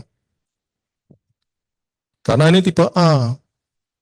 Walaupun ditekan sama keluarganya, kita mau membantu, menolong, tapi jangan sampai kita rugi karena melanggar hukum, iya kan? Ini kontak keras sedang saya upayakan loh. Saya sudah minta loh. Ya, ini saya berlepas tangan ya tentang kasus ini.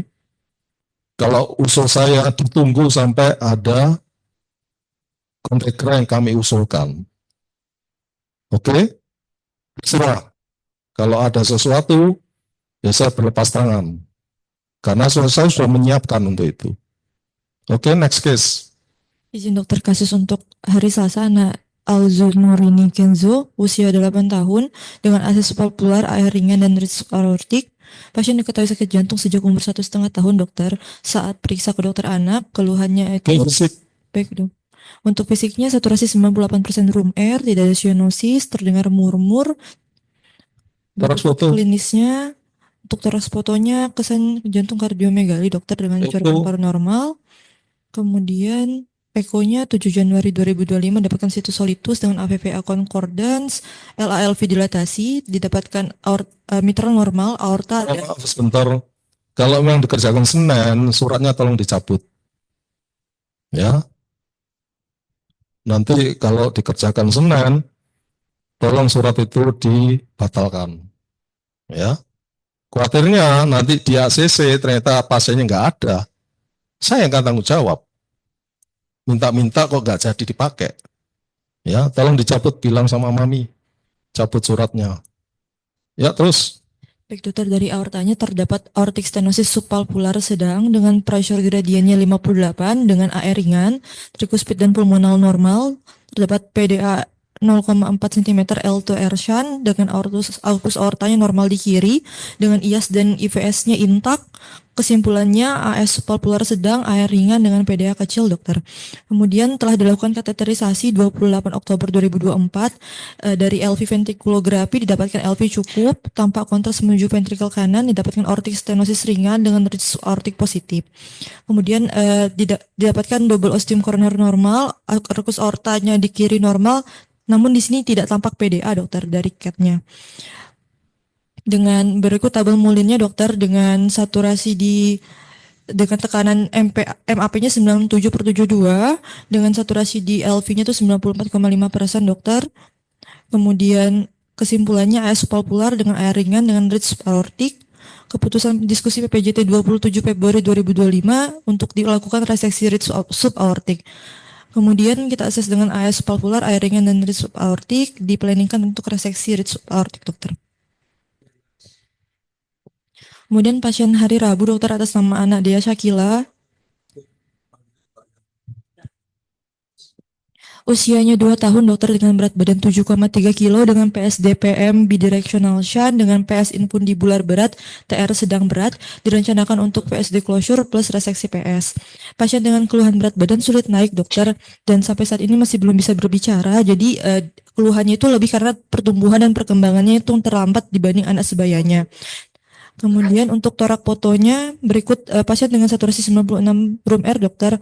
Torak fotonya kesan jantungnya tidak kardiomegali, dokter, dengan corekan parunya masih dalam batas normal. Foto terbaru ada nggak? Toraks foto terbaru. Hah? Diulang. Siap, dokter. Untuk ekonya dokter tanggal 6 Februari 2025 didapatkan situs solitus dengan AVPA concordance, drainase vena pulmonalis normal dengan ruang jantung, terdapat RARV dilatasi dengan katup mitral dan aorta normal.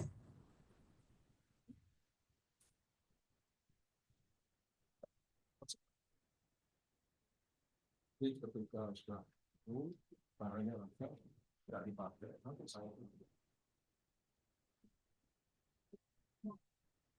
ya pokoknya kalau memang dikerjakan hari Senin dan belum ready, cabut aja sih. Bisa. Pasti rasa kok bisa nonton itu kan. Nah, iya, berarti kan nggak usah minta konten. Tapi malah dia terlalu. Namun, terus Baik dokter, dengan katup trikuspid terdapat TR berat dengan pressure gradiennya 72,77 dengan pulmonalnya PS infundibular berat dengan pressure gradiennya 83,92, IS-nya intak dengan IVS-nya terdapat PSD perimembranous dengan ukuran 10 mm bidirectional shunt. Kesimpulannya PSDPM sedang dengan bidirectional shunt dominan L2R, PS infundibular berat dengan TR sedang berat. Sudah dilakukan CAT tanggal 29 November 2024 dokter. Dari venografi terdapat vena innominata, kemudian RV ventrikulografi tanpa kontras. ekonya ketemu apa? Ya dokter. Ekonya kenapa? Ekonya tadi dapatnya PSDPM bidirectional shunt dengan PS infundibular berat, TR sedang berat dokter. Itu eko kapan itu? Eko bulan Februari dokter. Hah? Februari. Tahun ini? Tahun ini. Oke, terus? Kemudian CAT-nya itu bulan November 2024 dokter. Tampak kontras mengisi LV dengan ukuran LV cukup, kemudian tampak sebagian kontras mengisi RV dengan ukuran PSD-nya 9,27 mm, tampak koroner normal, akus aorta di kiri, tidak tampak KOA dan tidak tampak PDA juga.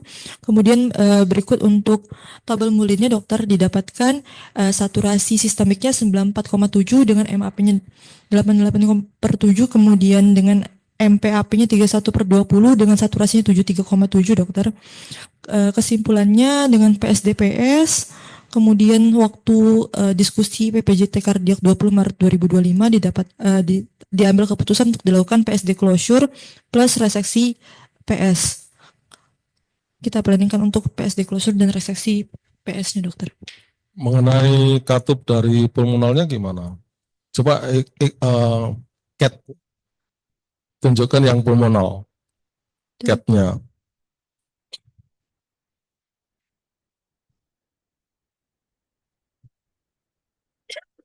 Ya.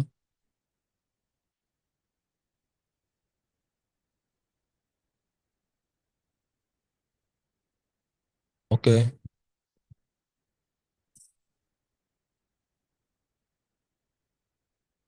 Prosesnya apa? PS. PS-nya sub atau total atau Infundibulum dok. dan resepsi PS atau Infundibulum dokter. Oke, terus next.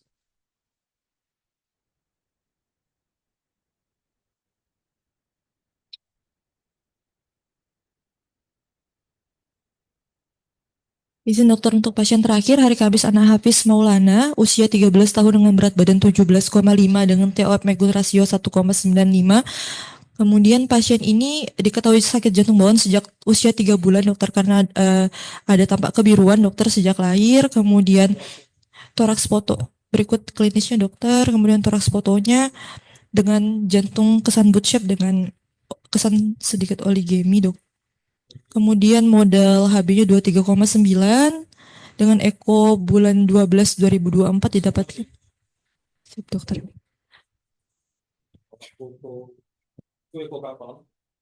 Ekonya bulan 12 2024 dokter. Siap dokter.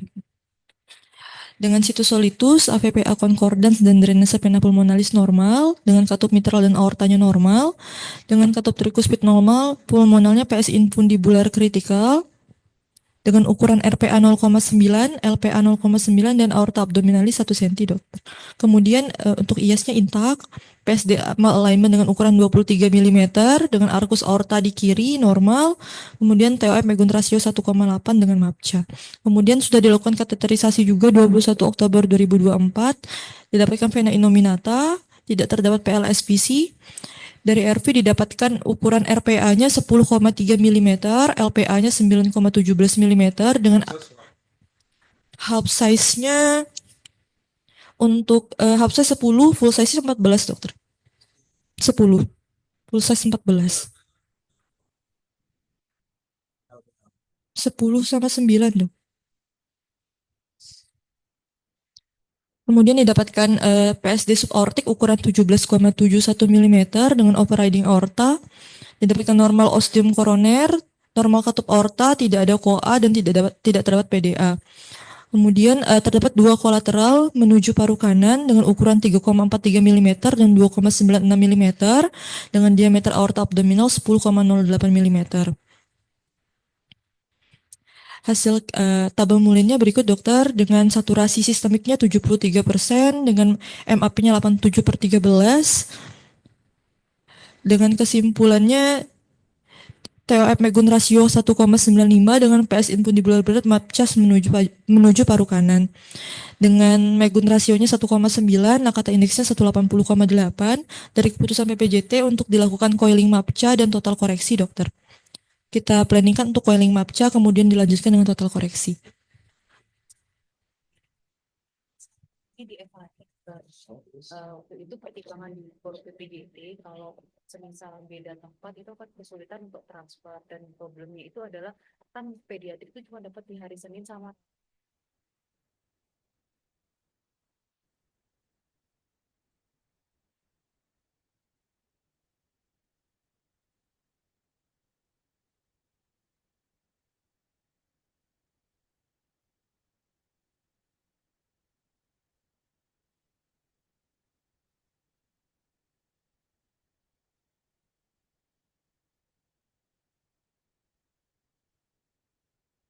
ya, bedanya kan dari Eko ada, tapi dari Ketnya enggak ada. Kita cari aplikasi. Ya, prosedur.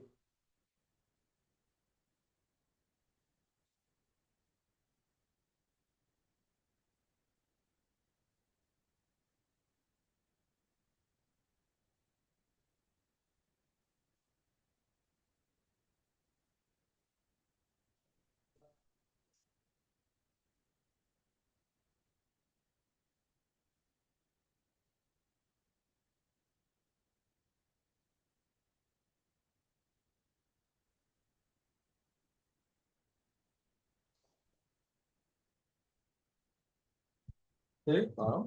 Tuh, nanti izin masuk mesin dulu aja gitu. Udah sekarang anaknya. Nanti setelah masuk mesin baru kita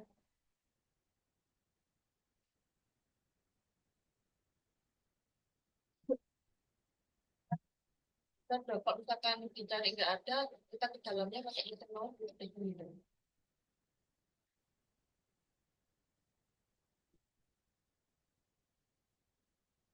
Bifurkasio terus nampak LPA dan tidak ada sesuatu itu berarti nggak ada PDA.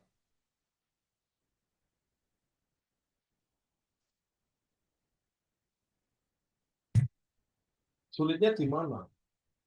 Ya, sulitnya pada banyak kanul, kamu mengeksplor, mencari PDA malah lebih sulit. Nggak bisa.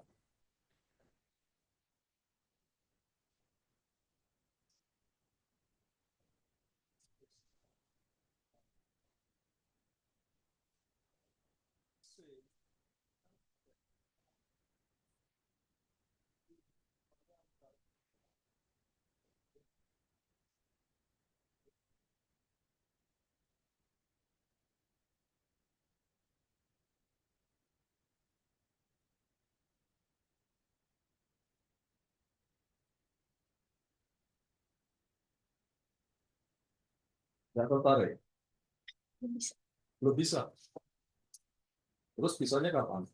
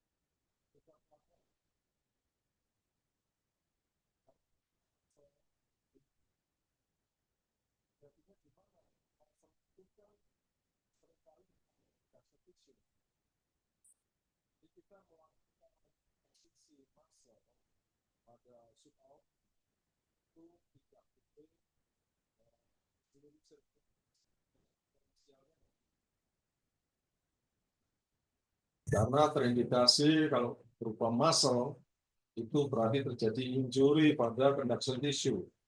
Berarti harus disiapkan. Tapi kalau fibrous band, ya, kalau fibrous band itu lebih simple sebetulnya.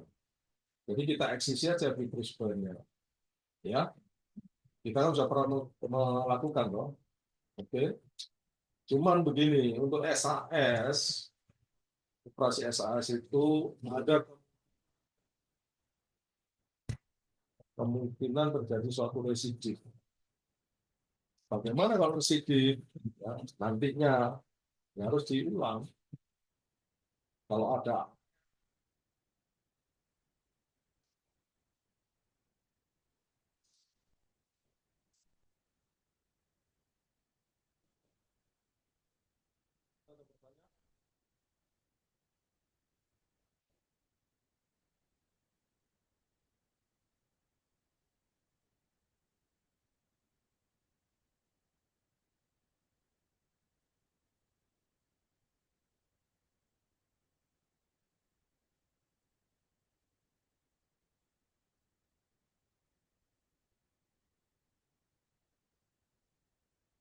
cukup ya? Oke, selesai. Terima kasih dok. Jadi saya konsultasi yang muda yang mana? Hari Selasa dong. Yang muda yang mana? Sudah kita pilih. Kemarin saya bilang ke dokter. Tuh, Dokter Heru jadi susah dokter. Oh ya hari Selasa. pokoknya kasih saya yang paling muda aja.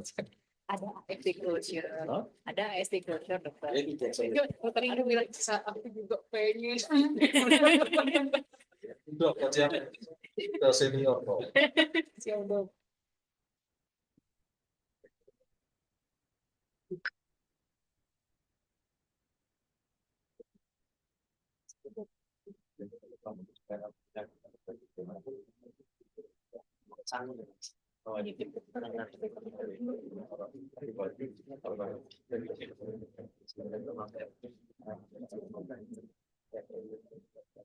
Masih.